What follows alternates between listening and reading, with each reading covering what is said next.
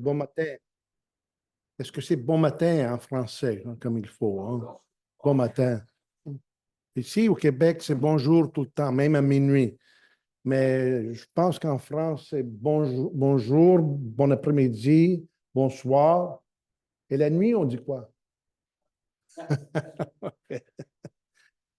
Et c'est comme ça que, c'est en anglais, on dit qu'il y a deux pays qui sont divisés par la même langue, les Anglais et les Américains. Je ne sais pas si ça se dit entre les Québécois, les Africains et les Français de France. Ils parlent la même langue, mais ils ne se comprennent pas tout le temps. Est-ce que c'est vrai? Alors, je vais faire mon possible de m'exprimer d'une façon que vous pouvez comprendre, avec un accent un peu, c'est pas québécois, c'est pas français, je sais pas ça vient de où, mais je vais faire mon possible. Alors, bienvenue tout le monde et je suis très content que vous êtes ici. Et aujourd'hui, on va faire une plus longue résumé le mouvement de la Fédération pour la paix universelle et aussi de les enseignements des fondateurs. Et nous allons faire un effort de partager ce que nous pensons est important pour la situation dont on vit. Alors, premièrement, une bref historique. Est-ce que j'ai besoin de cette lumière-là? Oui? OK. Je vais souffrir alors. OK. Ça marche? Oui. OK. Ce sont nos fondateurs. Samyang Moon, qui est né en 1920, il est mort en 2012, et son épouse Hak Chahan, qui a déjà 81, quasiment 82 ans. Tous les deux sont nés en Corée du Nord. Et ceci, c'est une photo de la maison natale de Sun Myung-moon, tout proche de Pyongyang. Comme vous le savez, la Corée du Nord, en ce moment, on ne peut pas la visiter, on ne peut pas y aller, puis il y a des familles qui sont séparées depuis plus de 70 ans, quasiment 75 ans, qui sont séparés, cousins, parents et fils, etc., parce qu'il y a une division entre la Corée du Nord et la Corée du Sud, une division que les Coréens ne voulaient pas. C'est à cause de la Deuxième Guerre mondiale où ce que le Japon, la Russie, l'Angleterre, les États-Unis ont décidé qu'est-ce qui se passait avec la Corée du Nord. Peut-être vous êtes au courant de des situations comme ça parce qu'il y en a partout. Hein? Le résultat d'une guerre. Et au temps de Pâques, en 1935, le fondateur, Sun Myung-moon, pendant qu'il était en prière, il avait 15 ans, il a eu une expérience spirituelle avec Jésus. Alors, d'une façon, le fondateur de ce mouvement pour l'unification des religions et du christianisme est fondé par Jésus. Parce que Jésus a communiqué avec Sun Myung-moon et lui a demandé de continuer son œuvre centrée sur l'idéal de la famille, d'unir et revivifier le christianisme et les autres religions, et aussi libérer le cœur affligé de Dieu. C'est des grosses demandes. Son épouse Hak Chahan, ceci sont des photos de sa grand-mère et sa mère, avec sa mère. Tous les deux, ils étaient des filles uniques dans leur famille et ils ont vraiment suivi le chemin du christianisme. Le christianisme est entré en Corée environ 1880. Alors, il y a eu des autres étapes avant, mais ils ont été toujours rejetés en Corée. Mais depuis 1880 que le christianisme a commencé à faire des démarches en Corée. Alors, la grand-mère, la mère, ils sont nés dans l'autre siècle, dans les 1800 et au début de 1900. Je pense que sa mère est née en 1914. Et il était nouveau au christianisme, mais ils ont compris sérieusement qu'il y avait une mission importante avec le christianisme. Euh, alors, tous deux furent des réfugiés en Corée du Sud pendant la guerre. Alors, c'était un moment difficile, comme vous pouvez comprendre. Ils sont partis seulement avec le linge qu'il y avait sur leur corps et sans argent, sans rien. Ils sont arrivés en Corée du Sud à la fin des années 40 et au début des années 50. Ceci, c'est les premières bâtisses de notre mouvement qui a été construit avec les mains de Sun Myung-moon, avec des vieilles boîtes et du carton. Et il y avait de la place pour 2 personnes. Hein? C'est ici que ça a commencé en 1951. Et voici, c'était l'association de l'Esprit Saint pour l'unification du christianisme mondial qui a été fondée en 1954 dans une petite maison à Seoul, tout après la guerre. La guerre s'est finie en mois de juillet.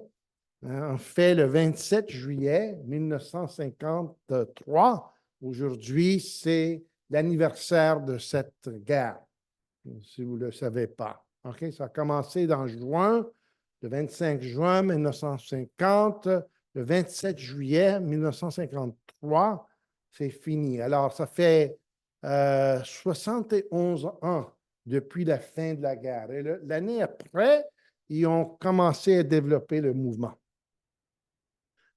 Aujourd'hui, on a des missionnaires en plus de 150 pays. En 1975, nos missionnaires sont partis pour l'Afrique, pour l'Asie, pour l'Amérique du Sud. Alors, ce petit mouvement qui a commencé en Corée a développé partout. Alors, si vous êtes du Congo, si vous êtes du Bénin, si vous êtes de Côte d'Ivoire, si vous êtes de l'Ouganda, de n'importe où en Afrique, on a des postes là-bas. Beaucoup d'activités interreligieuses. Ici, le grand moufti de Syrie en 1991 avec le fondateur. C'était un temps très difficile au Moyen-Orient parce qu'il y avait la guerre entre l'Irak et les Alliés qui étaient guidés par les États-Unis, la Russie et autres pays qui n'étaient pas contents avec l'invasion de la Koweït en 1990. Alors, c'est un effort très important pour notre mouvement parce qu'on croit que s'il n'y a pas de paix entre les religions, il n'y aura pas de paix. Alors, au moins, les gens de foi, même si on a des foi diverses, on croit en Dieu, on devrait se comprendre. Alors, plusieurs activités avec des personnalités politiques, avec Gorbatchev, avec George Bush, de droite, de gauche, de tous les dimensions. En 2005, ils ont fondé la Fédération pour la paix universelle. C'était un mouvement et ça continue partout en 150 pays ou plus pour promouvoir pas seulement la paix interreligieuse, mais la paix entre tout le monde. Alors, l'amour vrai est la philosophie de base et le principe d'action de la Fédération pour la paix universelle. C'est la traduction de cette motto en caractère chinois. Est-ce qu'il y a quelqu'un ici qui sait lire le chinois? Peut-être parmi vous, vous avez appris le chinois, non? OK. Alors, c'est pour ça qu'on a une traduction.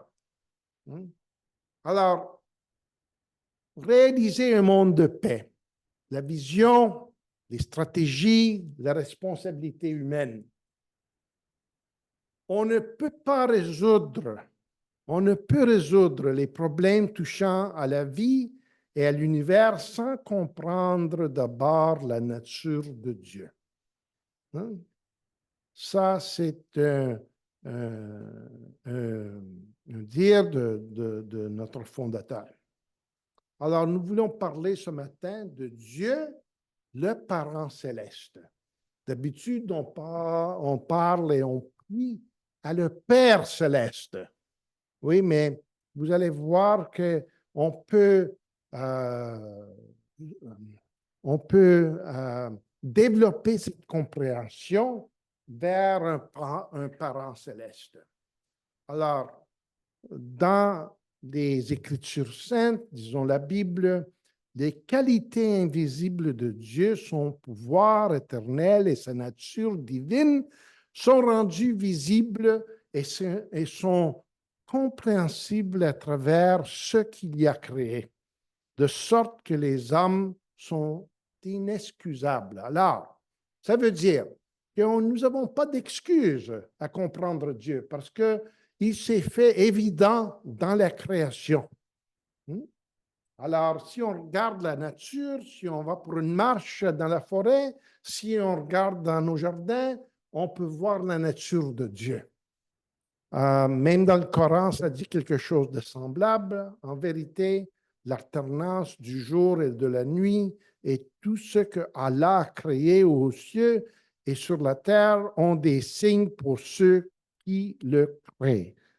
Alors, le Coran, la Bible dit à peu près la même chose.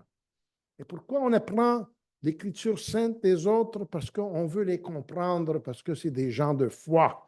Et ils ne sont pas là pour ce qu'on fait des guerres avec eux, mais pour se comprendre comme hommes et femmes de foi. Alors, quelles sont les caractéristiques de Dieu? On peut les voir dans la création.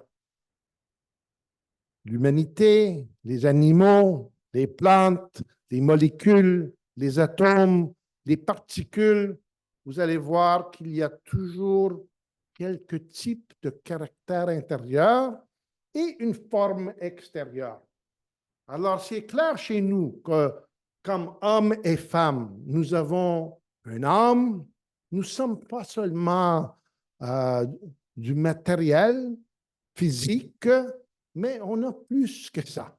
Je pense que tout le monde est d'accord. On a un intellect, on a des émotions, on a l'habilité, on a une volonté, etc. Chez les animaux, ils ont un instinct. Vous savez que les oiseaux, spécialement ceux qui sont au Canada, ils vont vers le sud. Ils sont plus smart que nous, parce que nous autres, on reste ici. Ouais. Les autres, ils savent, il faut partir, il faut aller vers le sud parce qu'il fait plus chaud. Ouais. Alors maintenant, c'est seulement ceux qui ont assez d'argent pour s'en aller dans des locales plus chauds pendant l'hiver. Mais nous, on n'est pas aussi smart que les animaux. Les animaux, ils savent. Il faut aller vers le sud. Ou ils savent quoi faire pendant l'hiver, comme les ours. Ils vont se reposer pendant l'hiver, ouais, parce qu'il fait froid. Les plantes même, ils ont un instinct végétal. Et les molécules, les atomes, les particules ne fonctionnent pas d'une façon chaotique. Ouais. Ils fonctionnent d'une façon très précise. Et faut penser pourquoi ils ont cette habilité de fonctionner de cette façon. Je pense que vous savez la réponse. Alors, Dieu lui-même a un caractère originel intérieur et une forme extérieure originelle. Alors, si on peut penser à l'image de Dieu, Il y a plusieurs écrivains qui ont écrit sur ce sujet-là, hein, l'imago Dei. Vous comprenez le latin, oui? Alors, c'est qu'on parle de l'image de Dieu. C'est quoi? C'est l'origine harmonieuse d'esprit et de matière. Alors, Dieu est cet esprit et l'énergie qui existe dans tous les éléments de la nature. Alors, de son esprit viennent les normes éthiques, les valeurs spirituelles, la religion. Et de l'énergie vient la société, la science et la politique, parce que tous ces aspects fonctionnent ensemble, ils ne sont pas séparés. Alors, l'autre caractéristique de Dieu, c'est que tous les êtres ont la masculinité et la féminité. Peut-être aujourd'hui de dire ça, c'est controverse. Mais moi, je suis certain et sûr que tout le monde est créé comme un homme ou une femme. Je suis sûr et certain que dans toutes les créations, chez les animaux, ils sont masculins ou féminins. Chez les plantes, il y a l'étamine et la pistille. Dans les molécules mêmes, il y a le cation et l'anion. Dans les atomes, protons et les électrons. Des mesures positives et négatives. Et ce n'est pas en conflit, c'est complémentaire. C'est complémentaire. Alors, c'est pour ça qu'on dit que Dieu a les qualités de masculinité et de féminité en soi-même. Parce que Dieu est à l'origine. Alors, plus que les qualités intérieures et extérieures, Dieu est un parent céleste qui a en harmonie les qualités de masculinité et féminité en soi-même. Alors, pour bâtir la paix, il faut une éthique d'une vraie famille qui est basée sur ce concept que nous sommes tous frères et sœurs. Oui, ici, dans cette salle, nous avons toutes les couleurs, hein? Blanc, jaune, noir, et on comprend ici que nous sommes tous frères et sœurs. Oui? Alors, comment est-ce qu'on peut être frères et sœurs? C'est parce qu'on a le même parent. Notre sang est tout rouge à cause de l'origine qui est Dieu. Alors, en comprenant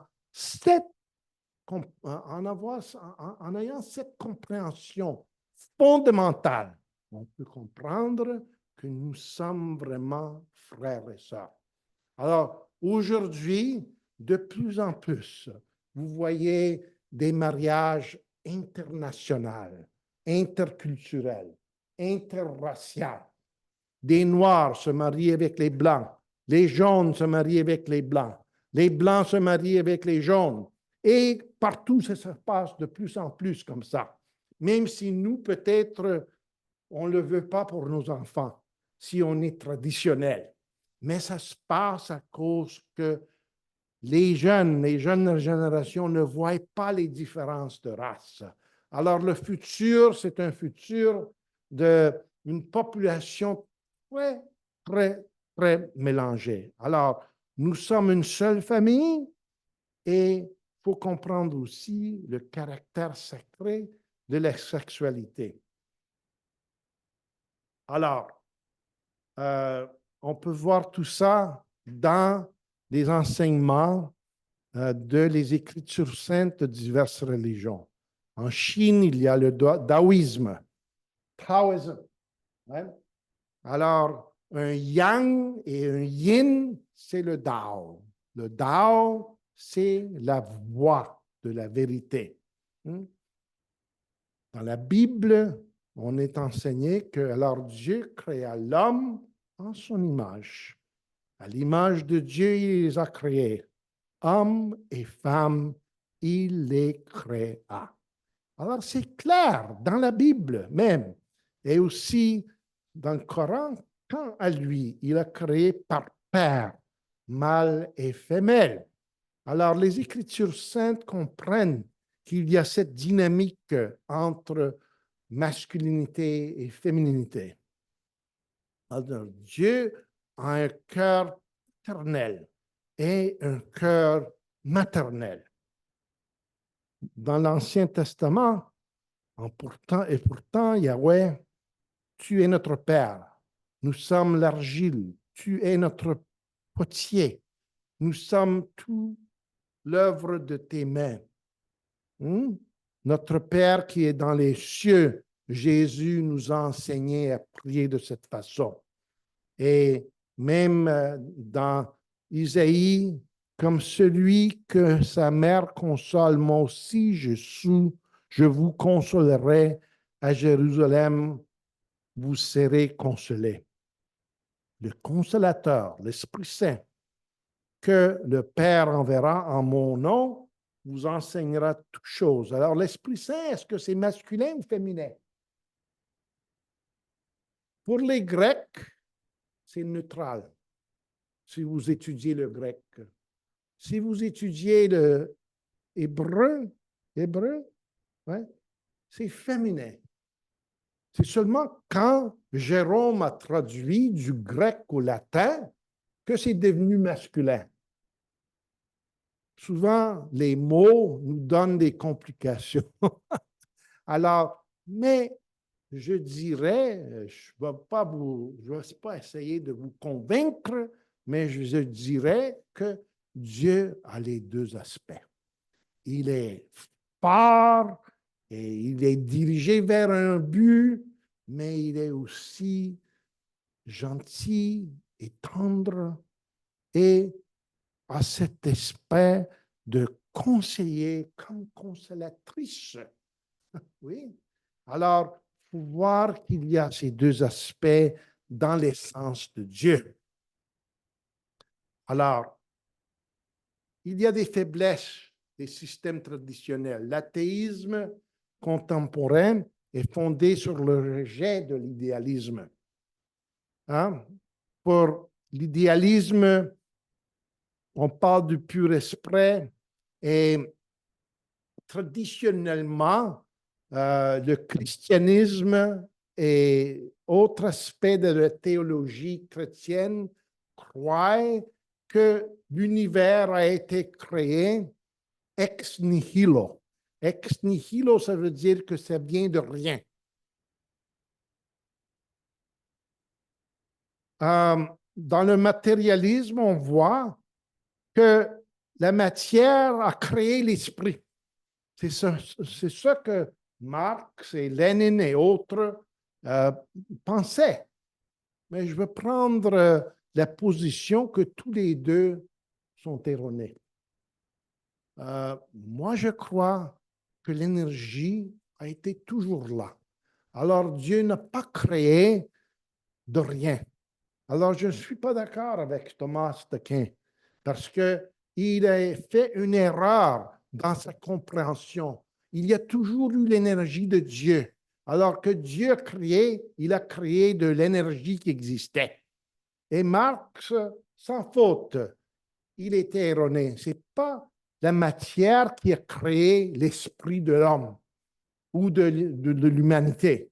C'est de l'envers. Parce que c'est quoi qui vient au début? L'idée ou la création? Si on a créé ce cliqueur ou cet ordinateur, c'est quoi qui est arrivé en premier? L'idée, la philosophie, la technique, ou est-ce que l'ordinateur m'a créé?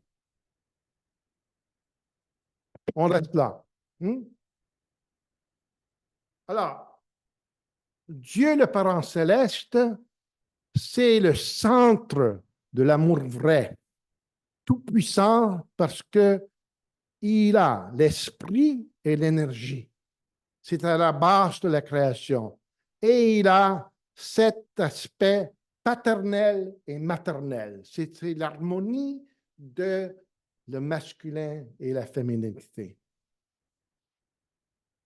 On a sous-estimé le rôle des femmes dans la providence. Moi, je commence à comprendre ça de plus en plus qu'on n'a vraiment pas compris le rôle de la femme. Vous savez qu'ici, dans l'Occident, ça ne fait pas 100 ans que les femmes ont eu le droit à voter. Ici au Québec, peut-être jusqu'en 1969. Qui se rappelle de 1969? Qui est né après 1969? Moi, je me rappelle. Les femmes n'avaient pas le droit d'établir un compte de banque, même à cette époque-là. Vous pouvez imaginer, les choses étaient très... il n'y avait pas d'égalité vraiment. En Suisse, en 1971, ils ont eu le droit à voter. Ça fait pas longtemps. On parle, des fois, on parle en arabique, arabe saoudite. Ils viennent de commencer à prendre. Mais ça fait pas longtemps dans l'Occident où on était pareil. Alors, le traitement de la femme n'a pas été juste, pour vous dire. Alors, Dieu et l'être humain, c'est une relation centrée sur le cœur. Alors, Sun Myung Moon a dit, une nouvelle doctrine doit naître sur cette terre qui motive les gens à s'unir comme des personnes de même sang, une parenté, des frères et sœurs au plan global. En faisant, ils peuvent apprendre à être loyaux envers Dieu, créant un lien de cœur avec Dieu qui leur permet d'agir centré sur le cœur du ciel. Ce cœur transcende les temps et l'espace, les peuples et les nations. Sans cet enseignement, ce monde se brisera. Alors, on ne peut pas être complètement de droite, complètement de gauche. Il faut trouver le chemin où on se parle, où on discute, où on trouve des solutions communes. Et durant cette période, Samya Munzi j'eus la révélation suivante. La relation entre Dieu et l'être humain est celle d'un parent avec ses enfants. Et Dieu est profondément attristé de voir leur souffrance. Vous pouvez imaginer que Dieu souffre. Alors, la relation entre Dieu et l'être humain, c'est semblable à la relation entre l'esprit et le corps. Dieu est l'âme, les hommes, c'est le corps. Dieu est le cœur ou le parent, et les enfants sont liés à Dieu à travers le cœur. Ne savez-vous pas que vous êtes un temple de Dieu et que l'Esprit de Dieu habite en vous? Chacun, on est le temple de Dieu. Et dans le Coran, ça dit, Allah lui donna sa forme parfaite et lui insufflait de son esprit. Alors, le cœur et la conscience, c'est la base de l'amour vrai. L'élan de rechercher la joie en aimant et en étant aimé. L'amour vrai égale l'altruisme. Alors, au centre de la philosophie qui se doit de développer au niveau interreligieux, au niveau interpolitique, au niveau économique, il faut comprendre qu'on doit être guidé par notre cœur, par notre conscience, qui est centrée sur des valeurs fondamentales. Et pour nous, il y en a 5. Je vais en parler plus tard. Alors, le cœur et conscience, c'est la base de l'amour vrai. Mais la conscience, c'est quoi? La conscience doit être centrée sur des principes universels.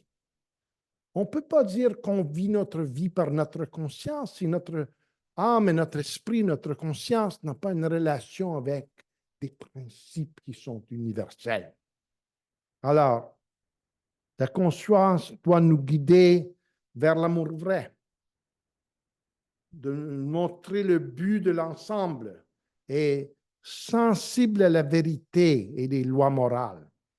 la conscience devrait être la lumière du cœur.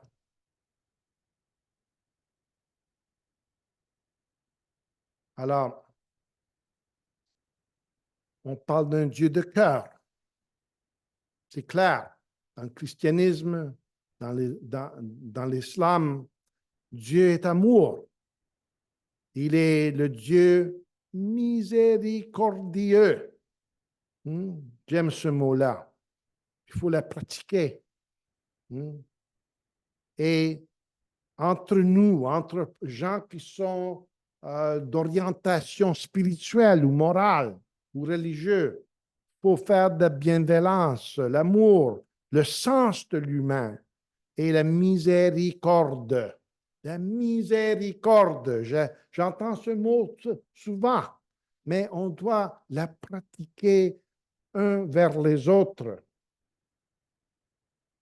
Alors, le développement du cœur dans la famille, l'amour parental, l'amour conjugal, l'amour fraternel, l'amour filial, entre les parents et leurs enfants, entre le mari et sa femme et son mari, entre les frères et les sœurs, et aussi une spécialité des Asiatiques, c'est l'amour filial vers leurs parents. Hein? Ça fonctionne tout ensemble. Ça fonctionne tout ensemble. Alors, l'idéal, c'est de créer un monde où les vrais parents sont le centre de l'humanité. Alors, finalement, je vais parler de la loi universelle du donner et recevoir. Alors, j'ai déjà parlé de plusieurs principes. Premièrement, les caractéristiques duelles qui existent, masculinité et féminité, ou intérieur et extérieur. On parle de la loi de donner et recevoir. L'action de donner et recevoir, c'est une caractéristique qui vient de Dieu. Parce que tout a été créé à travers l'interaction entre les différents éléments de l'univers. Il y a un donner et recevoir entre les atomes, hein? Dans les plantes, dans les animaux et chez nous, dans notre corps, entre le système central nerveux, dans le sang, dans la circulation. C'est toute une relation de donner et recevoir. Alors, l'action de donner et recevoir, c'est la base commune qui est nécessaire pour former une relation. Le donner précède le recevoir. Sujet et objet existent l'un pour l'autre. Alors, on s'en va vers un but commun. Alors, les partenaires, sujet et objet, on les voit dans toute la création. Comme je vous ai expliqué, le nucléon et les électrons, entre hommes et femmes, entre le Soleil et les planètes, il y a tout cet échange. Ça ne s'est pas passé par hasard. Ce n'est pas le résultat du chaos. C'est bien organisé. Les oiseaux, les papillons, les monarques, et tout à cause d'une pensée très élaborée par le Créateur. Alors ainsi, tout ce que vous voulez que les hommes fassent pour vous, faites-le pour vous-même pour eux. Voilà la loi et les prophètes. Jésus a consolidé toutes les lois et les commandements dans cette phrase. On parle de l'essence de l'enseignement de Jésus. Le voilà. Tu as compris? Le voilà. Ça, c'est l'essence de l'enseignement de Jésus. Alors, on peut élaborer. Il y a cette origine de division, de donner et recevoir, et c'est le fondement pour l'existence. Il y a 4 positions, il y a 3 étapes, il y a 7, il y a le 12. C'est pour ça que ces numéros sont très importants dans la Bible et dans la science et dans un peu partout. On peut en parler de plus élaboré. Alors, l'être humain est en relation avec les deux mondes. l'animal, le monde spirituel, l'homme est au centre parce qu'on a une relation avec le monde physique et le monde spirituel. Et je finis là et je pense que Madame Isabelle va continuer à la prochaine. Merci.